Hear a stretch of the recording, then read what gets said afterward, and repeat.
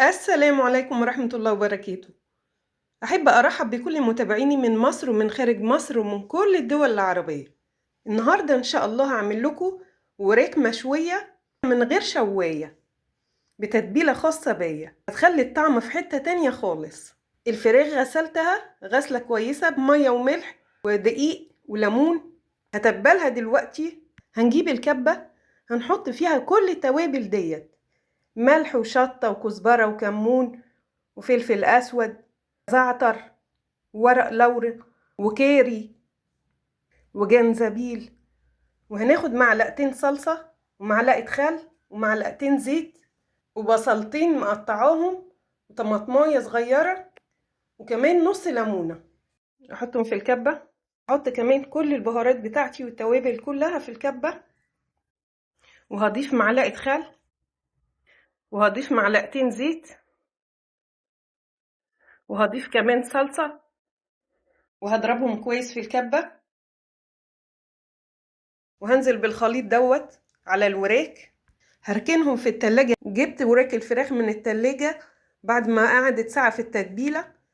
دلوقتي هحطها في صينية مدهونة بالزيت وهرص فيها الوراك بتاعت الفراخ، وهضيف نص كوباية مية للتتبيلة وهنزل بيها على الفراخ، وهضيف رشة زيت على الوش كده وهدخلها الفرن. وعشان تستوي اكتر وتطيب بسرعة هغطيها من فوق بالصاجة بتاعة الفرن. وهعمل معاها كمان طاجن بامية. جبت معلقة سمنة عليها بصلاية لما تتشوح شوية. هنزل دلوقتي بالبامية هديها تشويحة. بعد كده هنزل بالصلصة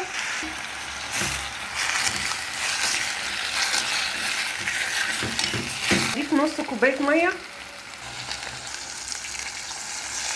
وهضيف ملح وكمون وكزبرة وشطة وثوم من اللي انا مفرزاه. هسيبها تطيب نص تسبيكة كده وبعد كده هحطها في الطاجن وهدخلها الفرن. دلوقتي هعمل مكرونة. جبت حلة حطيت فيها معلقتين سمنة وهنزل بكيس المكرونة وهقلبها شوية لغاية لما تلون. هنزل البامية دلوقتي في الطاجن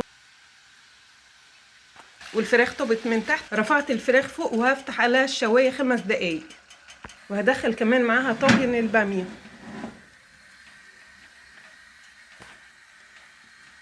المكرونة كمان اتحمرت.